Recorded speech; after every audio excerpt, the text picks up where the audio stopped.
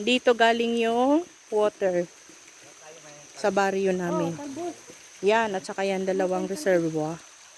And talbos ng sayote. Everywhere. Talbos ng sayote. Grabe yung talbos ng sayote, no?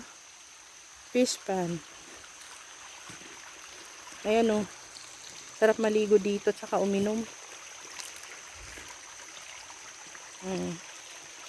Yan, pwede kami minsan. Ang tamis ng water dito, Kla. Malinis yan.